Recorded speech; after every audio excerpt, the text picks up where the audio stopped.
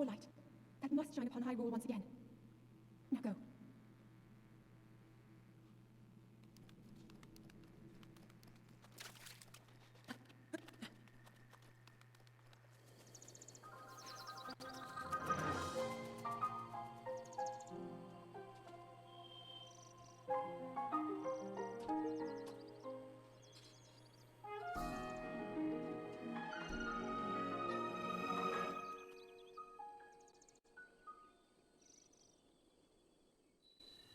Is there anything better than that opening shot? Like, it gets me every time. Doesn't matter how many times I see it, it gets me every time.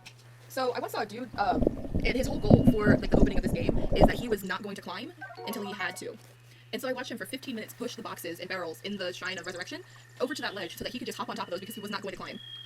It was so funny.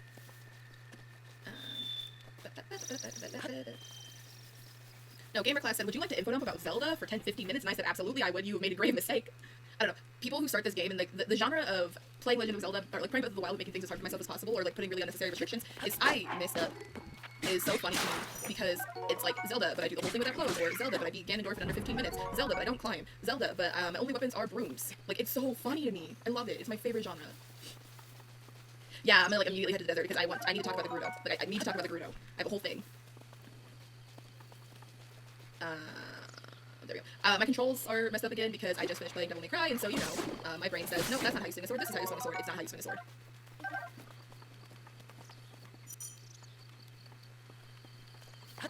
This style of introduction to a Zelda game is still one that I find really fun because it's not like a direct tutorial, or I mean, it is a direct tutorial, but in a different way, because normally they'll like have characters be like, no, you do this, but this one they're just straight up like, nah, we're just gonna tell you how to do something. Like, we're just gonna tell you in funny little text box how to do things. No, it's dangerous to go alone, take this, just, here's how you do it. No thoughts, head empty, as soon as it leaves my mouth, it's gone forever. No, I'm not doing a naked run, but I don't like the clothes I get at the beginning, because they bother me. So, it's like literally the same amount of armor whether you wear them or not, so I'm just like, you know what, I'm gonna just like run around in my Fruit of the Loom, Sheikah Technology, whatever these are, compression shorts.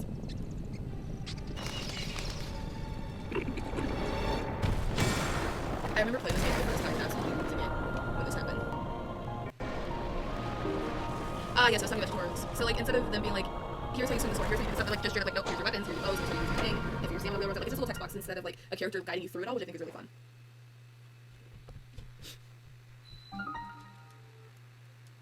It's not better necessarily, it's just different, which I think is fun.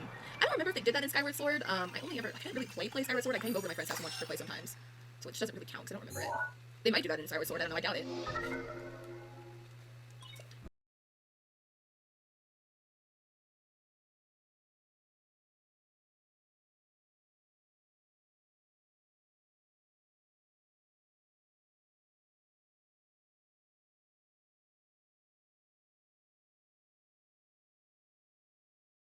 Okay, so I have two halves to this thing. So the first half, which also, side note, so the chapter I read was called Legends of Zelda by, I can't read my own handwriting, Kathryn Hemmann. And it was really interesting overall, and it kind of like broke into like why Zelda is such a popular series, and especially like why it has so many transformative works today. But there's also like a brief like 3-paragraph section where it talked about how Legend of Zelda led to the popularization of video games, which reflected. Zelda helped make video games popular, which in turn helped with the internet, which in turn led to Gamergate. Literally, this had a 3-paragraph detour about the Zelda to Gamergate pipeline, which I thought was hilarious. Give me orb.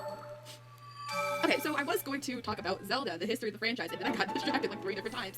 Okay, so Zelda as a series, really cool. Has a really bad habit and is one of the quintessential like damseling games.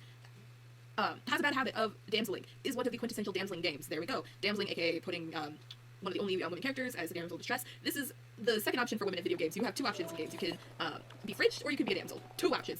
The 2 women genders. How am I going to get down from here is a question that I should ask myself. Oh boy. Oh no. His legs are broken! His legs are so broken! His legs are so broken! Did you see that? Goodness gracious. Damseling. I was talking about damseling. So Zelda has, Zelda damsel. There we go. Okay, so basically one of the really bad habits of this game is, you know, I can't get across there yet. Damn it. I've been banned from Dave Busters. I'm going to die out here. That's in the chat to my funny little boy. Okay. So basically, every Zelda game, with the exception of literally, like, I wrote it down, 3.5, puts Zelda in this position of being a damsel, because, like, the quintessential narrative of Zelda is kidnapped by an evil force. It's usually Ganondorf. Sometimes it's not Ganondorf. Sometimes it's your shitty chancellor or something of a similar caliber. And so Zelda's kidnapped because they want to use her part of the Triforce, which is wisdom, and they kidnap her, and Link has to take up the Green Mantle to save her. So they kidnap Zelda because they want to use her power of wisdom from the Triforce to further whatever their evil goals are. For Ganondorf, it's usually like taking all pieces of the Triforce to use to reform it and do his bidding, which I have some thoughts about Ganondorf. And then if it's not that, it's usually some darkness. Like there was one game where they were trying to resurrect Ganondorf. There was a game where it was the evil of another dimension. You know, pretty standard fare. But yeah, so usually Zelda gets kidnapped and taken hostage, and Link has to save her. And then sometimes she helps by shooting light arrows at Ganondorf for the final battle. Like, that's the extent of Zelda, like, helping. I said 3.5 because, technically, the first time you get to actually use Zelda as a playable character, so technically the first time Zelda as a playable character is in Spirit Tracks, where her body is, her soul is ejected from her body, and she can possess the body of a phantom, which is a little, like, magical, mechanical thing from the Phantom Hourglass.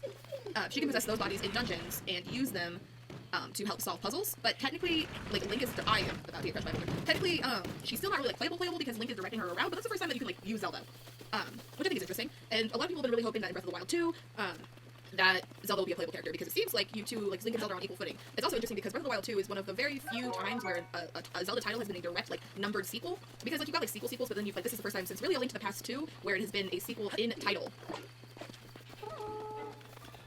Oh, so it's, like, kind of interesting just to look at and to be like, what are they planning? What's in the works here? I would like to know.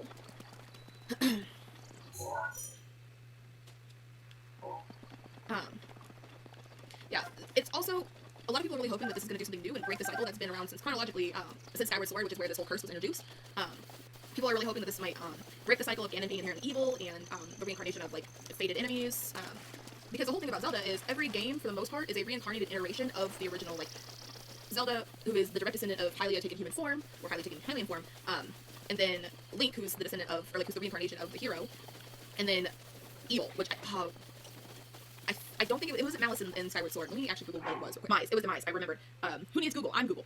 It's Demise. So usually Demise takes the form of Ganon, but not always, which is always interesting when it's not. So the cycle has always been, Zelda has been born as the reincarnation, the hero is reborn, and Malice is reborn. And so people are really hoping that Breath of the Wild 2 is a fresh take on it and may actually lead to breaking the cycle and possibly reuniting the Triforce, or at least showing all three Triforce users working together instead of opposing each other, which I think would be neat. Yeah, no, literally, like, out of all the stuff that they've done with the series, the only two things they haven't done is had Zelda as the protagonist herself and reunited all three members of the Triforce without making one of them inherently evil. Because also, I have thoughts about how they make Ganondorf evil. Because it stems in this actually really weird, it stems from this really weird, Japanese xenophobia. It's wild. I simply think, maybe depicting, a desert tribe as thieves who are inherently evil, with weird skin colors and big hook noses, and portraying them as the bad guys with, interestingly enough, Ganondorf's main motivation, is power, yes, but power to save his people because, they're oppressed by the Hylians! Like, literally, the Gerudo were oppressed by the Hylians, which is brought up in Ocarina of Time. Like, they signed a really shitty treaty where the Gerudo were, like, forced basically to live out in the desert, where there's very scarce resources, and, that's why they turned to thievery, which, you know, as a writing device, weird as hell. As storytelling, like, as a, like, in-game thing, like, okay, yeah.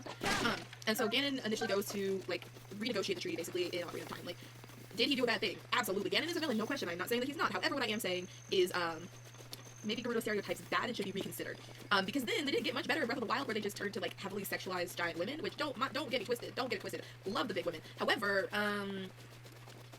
maybe half-naked giant women, not necessarily the play chief. But I'm gonna talk more about that area, like, when I actually get out there, which is why I need to get out there. Big women, great. Exotic, mostly naked brown women, no. Weird trope, weird flex. Don't love it. But yeah, literally 3.5 games where Zelda is not a damsel, and that is because she's just not in 3 of them. The one exception is Majora's Mask Oracle Seasons Link's Awakening. I will say, though, technically, if you follow the theories of the Tetraforce, Majora is Zelda. So Zelda is just, like, technically evil-ish in Majora's Mask, which I think is cool. Zelda has a really... I wish Zelda played with the dynamics that it had more, because it has a lot of really interesting options, but no execution of it, which is also, like, so this article talks a lot about, like, the fan culture of Zelda.